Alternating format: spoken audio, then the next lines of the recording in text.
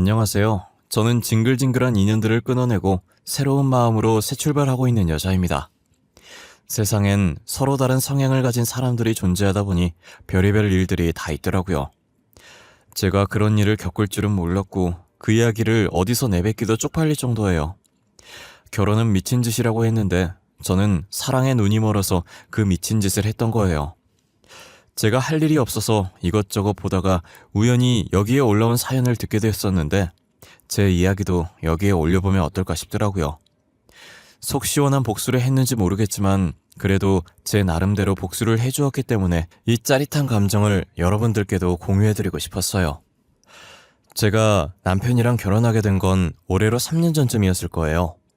부모님은 제가 외동딸이니 처음이자 마지막 딸의 결혼식이라며 저희 결혼식을 성대하게 해주셨어요. 그때까지만 해도 장난으로 웃으면서 부모님께 딸 2번 결혼하면 어쩌려고 이렇게 쏟아붓냐고 했었는데 말이 씨가 된다고 제 말이 정말 씨가 되어 이렇게 이혼을 하게 됐네요. 사람은 항상 말을 조심해야 한다고 했는데 직접 겪어보니 저 말을 뼈저리게 느끼게 되었어요. 저는 당시 15년지기에 제일 친한 친구가 있었어요. 그 친구가 소개해줘서 저와 남편이 만나게 됐었어요. 친구가 저와 친구면서 남편과도 친구여서 소개를 해준 것이었거든요. 그땐 친구와 저는 13년 된 사이였고 남편은 친구와 5년 알고 지낸 사이였어요. 친구는 결혼식 입장을 앞두고 있는 순간까지도 남편보다 제가 더 아깝다면서 결혼 다시 생각해보라고 울상인 표정으로 말을 하더라고요. 친구가 그렇게 말할만 했던 게 저희 집안이 조금 잘 살아서 집안도 남편 쪽이 더 기울고 남편은 평범한 직장인에 저는 대기업을 다니고 있어서 직장으로 따져도 남편이 더 기울었어요. 아무래도 그 친구는 15년 동안 항상 자신의 옆에 붙어있던 제가 결혼한다고 하니 시원섭섭한 마음에 괜히 이것저것 딴지를 걸며 툴툴거린 것 같았어요. 더군다나 5년간 알고 지냈던 자신의 친구와 결혼을 하니 친구 2명을 한 번에 잃는 기분일 거잖아요. 저희가 결혼하게 되면 앞으로는 가정에 충실해야 할 것이고 항상 자신과 붙어있던 저희는 서로를 신경 쓰느라 더 이상 자신과 놀아주지 않을 거라는 생각을 한 거예요. 저는 결혼해서도 변함없이 같이 놀러 다닐 거고 붙어있을 거니 걱정하지 말라면서 친구를 달랬어요. 여전히 제게 서운한 마음이 풀리지 않았는지 늘 친구가 먼저 연락했었는데 제가 결혼한 후에는 연락을 도통하질 않았어요. 저는 여느 신혼부부와 똑같이 남편과의 달달한 신혼을 즐겼어요. 저희는 아직 아이 계획이 없었고 언제까지나 신혼 같을 순 없으니 지금 이 순간을 마음껏 즐겼어요. 제 주변 친구들도 결혼하면서 일이다 집안일이다 하루 종일 치여서 연락이 잦아들었는데 저 또한 일과 집안일에 치여 주변 사람들에게 소홀해졌죠. 연락하는 친구들이 있다면 저와 같은 처지인 유부녀 친구들 뿐이었어요. 아직 결혼 안 한 친구들은 본인들이 직접 겪어보질 않아서 그런 건지 모르겠지만 힘들어하는 저의 심정을 공감해주지 못했고 자꾸 의견 차이로 싸우게 되는 거예요. 그러다 관계가 더 틀어질까봐 연락을 잘 안 하게 된 것도 있었어요. 저와 15년지기 친구였던 애도 안 맞으면 이혼하라는 말만 해서 자연스럽게 멀어지게 되었죠. 그렇게 멀어진 친구와 다시 연락을 하게 된 계기가 있었어요. 저희 남편이 잘 다니던 직장에 사표를 쓰고 돌아온 거예요. 난데없이 자기가 모아둔 돈이랑 퇴직금으로 친구랑 사업을 하겠다더라고요. 친구가 같이 해보자고 해서 기획안 봤는데 괜찮은 것 같다고 해보겠대요. 저는 남편도 다 큰 성인이 알아서 잘 판단하겠지라는 생각에 충분히 고민한 거면 그렇게 하라고 했어요. 남편은 고맙다고 믿어준 만큼 보답할 수 있게 열심히 하겠다고 하더라고요. 한동안은 직접 발로 뛰어야 한다며 집에 늦게 들어온 적이 많았어요. 노력은 절대 배신하지 않는다는 말처럼 남편의 사업은 대박이 났어요. 원래 남편의 월급보다 몇 배가 넘는 돈을 매달 가지고 왔어요. 남편은 그동안 고생 많았다고 더 이상 고생 안 해도 되니까 집에서 돈만 세라고 하더라고요. 여보, 우리 이제 고생 끝났어. 당신은 집에서 돈만 세면 돼. 다니고 있는 직장도 그만둬. 바빠서 힘들어 했었잖아. 앞으로는 내가 당신 먹여 살릴게. 내가 회사를 왜 그만둬? 당신 이제 시작인데 너무 호들갑 떠는 거 아니야? 오늘은 호들갑 좀 떨어도 돼. 당신은 아무 걱정하지 말고 돈방 속에 앉을 생각만 하라고. 당신이 나 믿어준 덕분에 이렇게 성공할 수 있었어. 너무 고마워. 아내가 남편 믿는 건 당연한 거지. 온전히 당신 노력으로 된 거야. 그동안 얼마나 고생했어. 직접 발로 뛰느라 집에도 늦게 들어오고. 나 앞으로는 집에도 제 시간에 잘 들어올 거야. 힘든 건 다 끝났어. 우리 이제 돈 걱정 없이 행복하게 지낼 날만 남았어. 아직 사업을 잘 모르는 남편인데도 대기업 다니는 제 월급보다 훨씬 많은 돈을 벌었어요. 오래된 친구랑 같이 하는 거라고 하더니 그 친구가 인맥도 넓고 일을 잘하는 것 같았어요. 반년 정도 지나서 남편은 제게 명품 선물을 아무렇지 않게 할 만큼 성공했죠. 연락이 끊겼던 15년 지기 친구는 제 남편 소식을 어디서 들었는지 듣고 와서는 저한테 연락이 온 거예요. 제가 먼저 연락하기 전까지 안 할 것 같던 친구가 친한 척을 해가면서 제 안부를 묻더라고요. 말하는 게 제 안부를 묻는 척하면서 남편 근황을 묻는 것 같았어요. 지우야, 너 요즘 시윤이 사업 성공해서 팔자가 폈다던데? 맞아? 진짜 지윤이 사업 성공한 거야? 애들 사이에서 네 얘기가 자자하더라고. 그래서 궁금해서 연락해봤어. 희영아, 넌 오랜만에 나한테 연락해서 한다는 말이 그거야? 그래, 나 요즘 팔자 폈어. 너가 들은 대로 남편 덕분에 새삼 살고 있어. 그래? 잘 사는 것 같네. 역시 돈 가지니까 목소리부터 여유가 넘친다, 야. 시윤이는 요즘 잘 지내니? 우리 안 본 지 오래된 것 같은데. 그렇게 궁금하면 우리 남편한테 직접 연락하지 그랬니? 보니까 내 안부보다는 남편 안부가 더 궁금한 것 같던데? 에이, 무슨 소리야. 네 안부 궁금해서 연락한 거야, 지지배야. 그리고 내가 남의 남편한테 어떻게 연락해. 괜히 연락했다가 이상한 소리나 듣지. 친구는 그 뒤로도 제게 쓰잘데기 없는 연락을 자주 했었어요. 물론 친구 입에서 거론된 사람은 대부분 저희 남편이었지만요. 눈을 반짝이면서 남편 안부를 묻길래 그럴 거면 남편한테 직접 연락하라고 했어요. 친구는 제가 허락한 거라면서 나중에 연락했다고 딴말하지 말라더라고요. 저는 귀찮아서 알겠다고, 그러니까 앞으로 저한테 쓸데없는 얘기하면서 붙잡아두지 말라고 했어요. 그러다 제가 며칠간 지방 출장을 가게 되어 집을 비우게 됐어요. 제가 없어도 알아서 잘 챙겨 먹고 집 정리 잘 해놓는 사람이라 별 걱정 없이 출장을 갔어요. 저는 출장을 끝마치고 피곤한 몸을 이끌고 집으로 돌아왔어요. 옷 주머니에 있던 쓰레기를 버리려고 쓰레기통 앞으로 갔는데 스타킹이 버려져 있더라고요. 여보, 잠깐만 이리로 와봐. 쓰레기통에 있는 거 이거 스타킹 아냐? 스타킹이 왜 여기 버려져 있어? 나 없는 동안 누가 왔다 갔어? 아니, 왔다 가긴 누가 왔다 가. 우리 집에 왔다 갈 사람이 어딨어. 그럼 이게 왜 여기 있냐고. 누가 왔다 간 거 아니면 누구 건데. 이 집에 당신밖에 없었을 텐데. 그럼 당신이 신고 버린 거야? 미쳤어? 내가 그걸 왜 입어? 이거 그냥 어제 청소하다가 침대 밑에 굴러다니길래 한쪽에 놔두려다가 밑에 살짝 뜯어져 있길래 버린 거야. 그랬어? 내가 까먹고 안 치워서 이리저리 굴러다녔나 보다. 잘 버렸어. 그런데 왜 그렇게 당황해? 도둑이 제발 저린다던데. 나한테 뭐 잘못한 거 있어? 아니야. 너한테 잘못한 게 뭐가 있어. 그냥 나도 순간 스타킹 버린 거 깜빡해서 당황한 거야. 남편은 제가 스타킹을 들고 추궁하자 눈에 띄게 당황해하는 거예요. 저는 남편의 반응에 혹시라도 제가 집을 비운 사이 이상한 일을 저지를 줄 알았는데 알고 보니 제 스타킹이었더라고요. 제가 가끔 퇴근이 늦어져서 급하게 저녁 준비한다고 안방에서 옷 갈아입고 나가면 스타킹을 아무렇게나 벗어두고 주방에 갈 때가 많았거든요. 그러다가 저녁 차리고 설거지 하다 보면 스타킹의 존재를 완전히 잊어버리고 아무 생각 없이 걷다가 발로 차서 침대 밑으로 들어갈 때가 종종 있었어요. 이번에도 스타킹이 제 발에 치여서 침대 밑으로 들어간 것 같더라고요. 저는 자주 일어나는 일이라 그 스타킹에 대해 대수롭지 않게 생각했었어요. 남편도 평소에 스타킹과 친한 사람이 아니니 갑자기 제가 스타킹 집어들고 추궁하면 당황스러울 수 있을 것 같았어요. 그래서 별말 없이 장난 좀 치다가 시간 맞춰서 저녁을 차려줬어요. 그리고 며칠 뒤 친구가 자기 이사하는 것 좀 도와달라고 하더라고요. 무슨 이사냐고 했더니 평생 이렇게 부모님 밑에서 살 수 없다며 드디어 독립을 했다더라고요. 저와 남편은 처음 자취하는 친구를 도와주러 이삿짐 정리가 얼추 끝날 때까지 자주 가서 도왔어요. 수고했다며 밥도 자주 같이 먹었고 그러다 보니 결혼 전 셋이서 친했던 그때로 돌아간 기분이었어요. 예전처럼 각자 집에 놀러 가면서 자주 만나고 연락도 하면서 지내게 됐어요.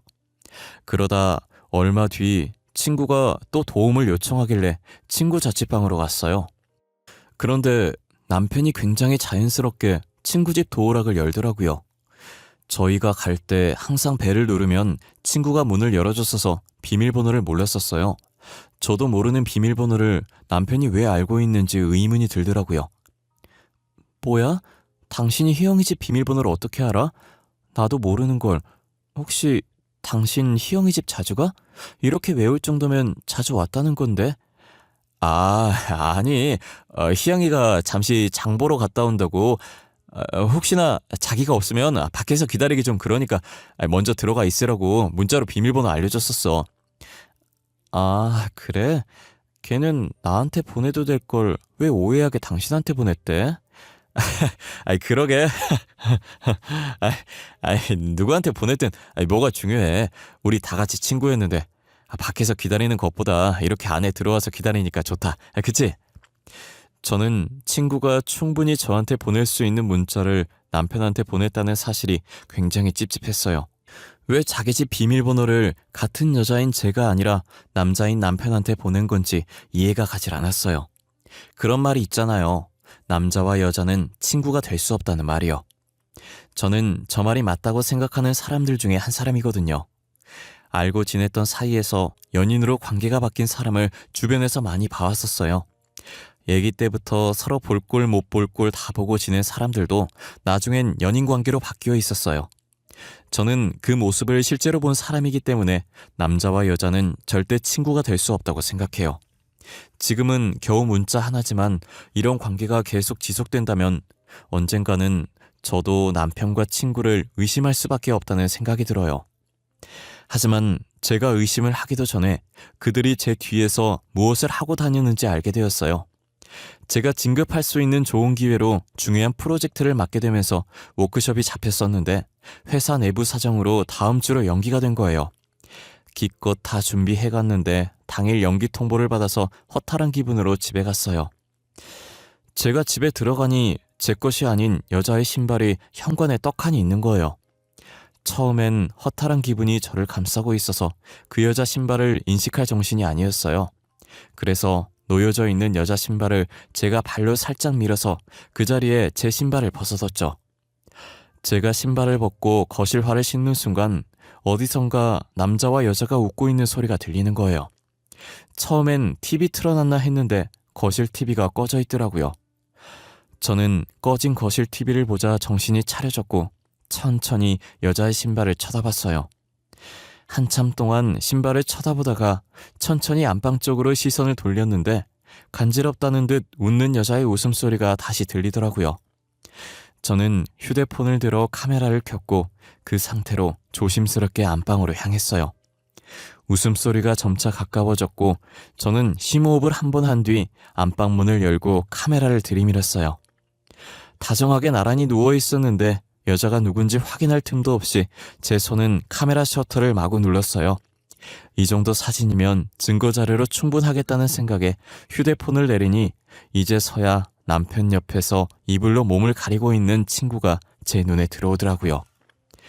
뒤늦게 사태 파악이 됐고 남편과 친구가 나란히 있는 모습을 보고 소리를 질렀어요. 친구는 제가 소리 지르자 허겁지겁 옷을 챙겨서 나가더라고요. 저는 친구가 나가고 안방에 혼자 남겨진 남편을 쳐다봤어요. 남편은 저와 눈이 마주치자 헐레벌떡 제 앞에 와서는 무릎을 꿇더라고요.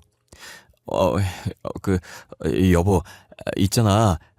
그게 어떻게 된 거냐면 말이야. 그러니까 변명하려고 하지 마. 이미 내 두 눈으로 다 봤는데 여기서 뭘 변명하려고 그래? 그럴 필요 없어. 저번에 내가 출장 갔다 왔을 때 쓰레기통에 버려져 있던 그 스타킹도 김희영 걔 스타킹이었어? 어? 아니, 그땐 이런 상황 아니었고, 잠시 집에 뭐 빌리러 왔다가 스타킹이 뜯어졌다고, 이러고 가는 거 쪽팔린다면서 버리고 가면 안 되냐고 해서 내가 버려준 거야. 그런 걸 나보고 믿으라고? 니네 그 상황에 퍽이나 가만히 있었겠다. 지금도 나 없다고 그 난리 쳤는데, 그날이라고 달랐겠어? 당장 나가. 꼴 보기 싫으니까. 저는 친구 집에서 살림을 차리던지 말던지 숨 쉬는 것도 싫으니까 이 집에서 당장 나가라고 했어요. 남편이 이혼은 안 된다고 자기가 며칠만 밖에서 지낼 테니 저보고 그동안 화 풀고 있으라고 하더라고요. 남편 말에 말 같지도 않은 소리 하지 말라면서 베개를 남편 뒤통수에 던졌어요. 저는 남편이 나가고 다른 친구에게 전화해서 하소연을 했어요. 와중에 좁은 땅덩어리에 여자가 이런 소문나면 매장이라는 생각에 그 친구라 하고 얘기는 못하겠더라고요. 그래서 완전히 다른 여자와 바람핀 것처럼 친구에게 말했어요.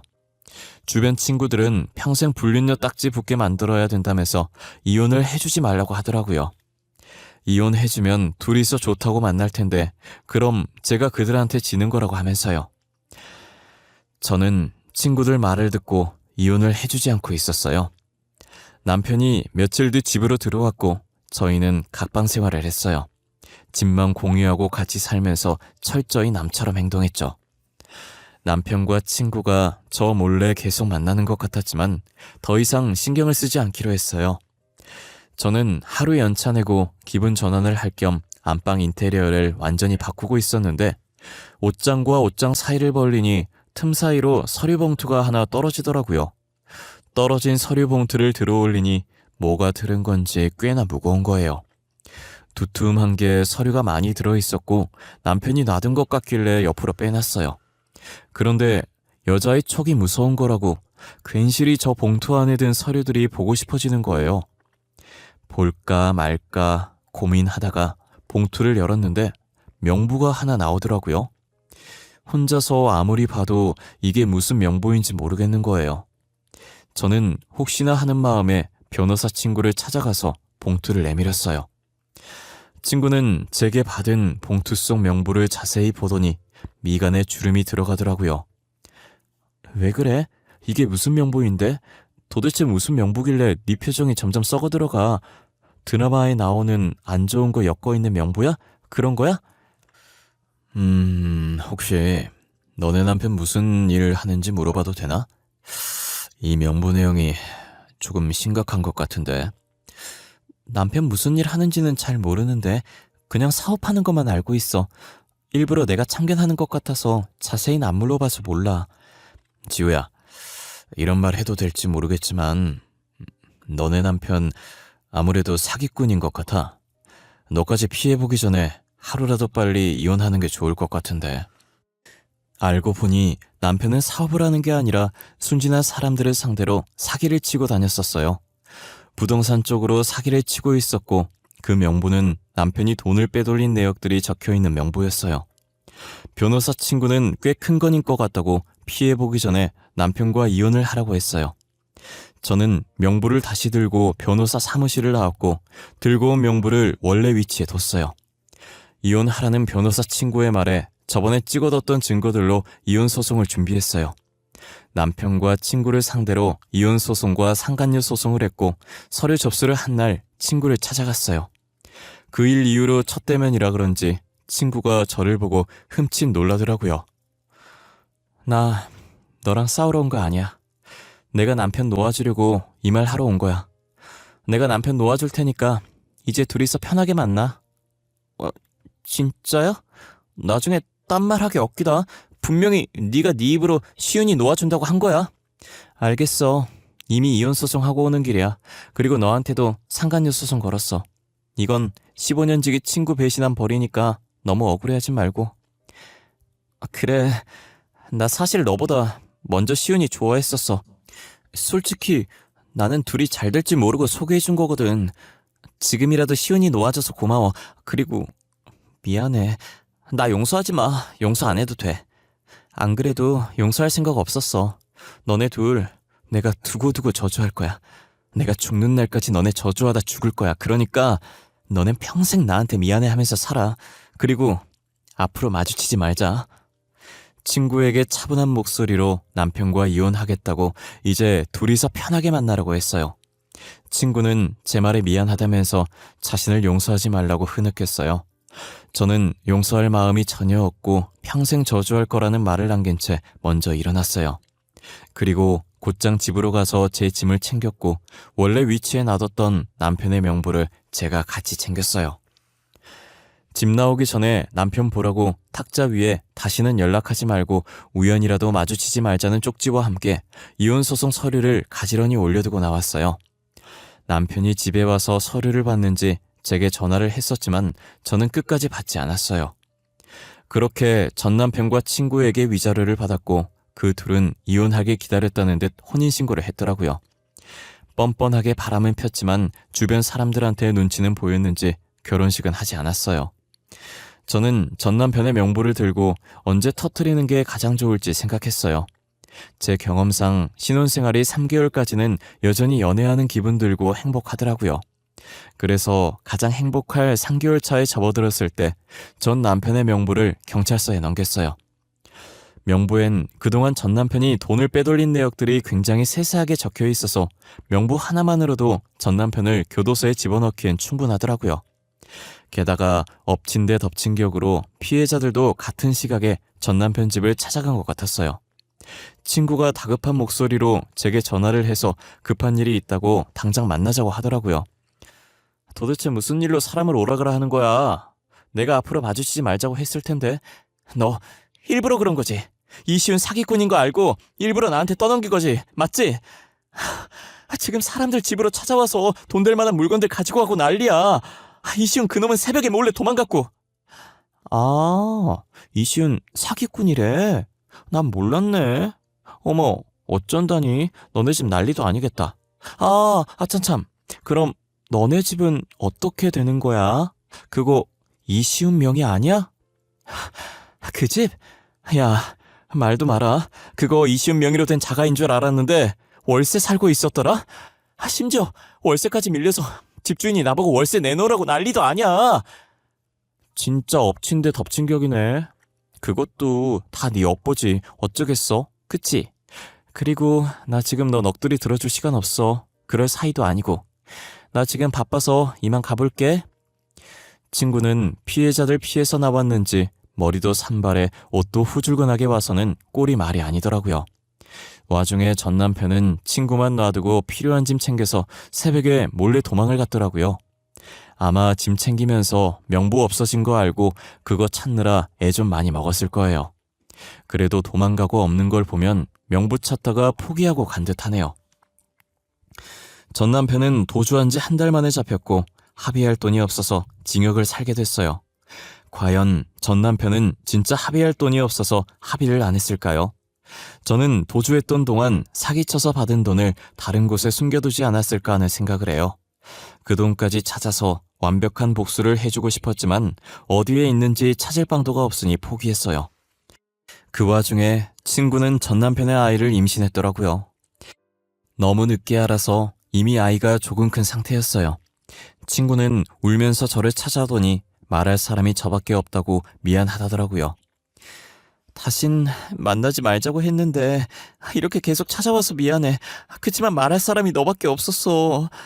나 시은이 아이 임신했어. 어떡해? 이미 아이가 커서 수술도 못한대. 너 그렇게 될 동안 임신한 거 몰랐던 거야? 그게 말이 돼? 아무런 증상도 없었어? 그동안 월경도 안 했을 거 아니야. 원래도 일정치 않아서 이번에 꽤나 오래 안 하는 건가 했지. 아무런 증상도 없었고 나도 너무 안 해서 몸에 이상 있는 건가 걱정돼서 병원 갔다가 알게 된 거야. 미치겠다. 그럼 어쩔 수 없지. 나와야지 뭐. 어쩌겠어? 방법이 없다는데. 돈도 없이 어떻게 키워. 돈이라도 있으면 나도 이런 걱정 안 하고 나와서 키웠지. 방법이 없으니까 너한테 조언이라도 구하려고 온 거 아니야. 내 남편 뺏어서 임신까지 한 주제 왜 나한테 난리야? 네가 사고 쳤으면 네가 수습해. 나한테 찾아와서 귀찮게 하지 말고. 너 다시는 나한테 연락하지 마라. 이렇게 나와주는 거 이번이 마지막이니까. 저는 또 친구한테 연락이 올까봐 아예 휴대폰 번호를 바꿔버렸어요. 한참 뒤에 건너 건너 들은 말로는 결국 친구가 아이를 낳아서 키우고 있다더라고요. 보육원에 보내려고 했는데 친구 어머니께서 어떻게 애를 그런 곳에 보내냐고 안 된다고 했다나 봐요. 그래서 어쩔 수 없이 친구가 홀로 아이를 키우고 있는 것 같더라고요. 그게 다 자기 엿보고 자기가 지은 죄에 돌려받는 거죠. 저는 전 남편과 친구 보란 듯이 잘 살고 싶어서 일에 몰두했어요. 덕분에 진급도 빨리 되고 대표님께 총애를 받아 중요한 프로젝트는 제가 도맡게 되었죠. 그리고 또다시 좋은 인연을 만나 과거를 다 잊고 새 출발을 시작했어요. 변호사 친구는 저를 위로해주겠다며 자주 밖으로 불러냈어요. 집에 있으면 괜히 잡생각나고 스트레스 쌓인다면서요. 술 한잔 기울이면서 둘이서 이런저런 이야기를 참 많이 했던 것 같아요. 변호사 친구도 삶이 탄탄대로는 아니었더라고요. 결혼했다는 소식은 들었는데 이혼했다는 소식은 듣지 못했었거든요. 변호사 친구도 저처럼 전 아내가 외도를 해서 이혼을 했다고 하더라고요. 전 아내가 돈이 많았고 아내 덕분에 로펌에 들어갈 수 있었대요. 그래서 전 아내가 자신을 무시해도 로펌 때문에 참고 다 받아줬었대요. 하지만 친구의 전 아내는 친구가 다 받아주니까 도를 지나쳐서 친구 보란 듯이 외도를 했대요. 그래서 전 아내와 이혼을 하고 있는 돈 없는 돈 끌어서 자신의 이름으로 된 사무실을 하나 차렸다고 하더라고요. 친구는 그 아픔을 너무나 잘 알고 있기에 제 이혼 소송을 본인 일처럼 도와줬던 거예요. 그렇게 저희는 서로의 아픔을 감싸주고 치료해줬었어요. 둘이서 만나는 횟수가 잦아지다 보니 정이 들었고 그러다가 못 봤던 매력들이 보이기 시작하고 연인으로 발전했던 것 같아요. 전 남편의 외도가 충격이라 이혼하면서 다시는 남자 안 만날 거라고 다짐했었는데 이렇게 새 출발을 할 수 있을 거라고 생각을 못했어요. 서로 같은 아픔이 있는지라 처음 만날 때 엄청 조심스러웠어요. 서로에게 호감이 있어도 선뜻 표현을 하지 못했죠. 저희는 혹시라도 서로한테 상처가 줄까봐 이러면 안 된다는 생각을 많이 했었어요. 하지만 사람의 감정이라는 게 마음대로 되는 게 아니잖아요. 평소처럼 술 마시다가 제가 너무 취해서 꽁꽁 숨기고 있던 제 마음을 내보인 거예요. 그 친구도 술김에 자신의 마음도 같다고 말을 했고 저희는 사귀게 되었죠. 같은 상처로 혹시나 서로의 상처를 덧나게 하지 않을까 걱정만 했었는데 오히려 상처로 인해 서로에게 더 조심을 하게 되니 잘 만나게 되더라고요. 이제서야 말하는 거지만 이 친구가 제 첫사랑이기도 했어요. 제 성격이 지금은 하고 싶은 말 다 하고 사는데 예전엔 엄청 소심했거든요. 그런 저를 지금의 성격으로 만들어준 게 이 친구예요. 제 성격을 바뀌게 해주고 사기꾼에게 당할 뻔한 걸 구해주고 거기다 상처까지 보듬어주고 늘 제게 도움만 주는 좋은 남자친구예요. 저는 이 사람과 함께라면 무엇을 하든 두려움이 없을 것 같아요. 그래서 남은 인생을 함께하자고 약속했어요. 한 달 뒤 저희는 많은 사람들의 축복 속에 결혼합니다. 비록 여러분은 저를 모르고 저도 여러분들을 모르지만 아무것도 모르는 서로의 앞길에 행복만 가득하기를 기도해 주셨으면 좋겠습니다.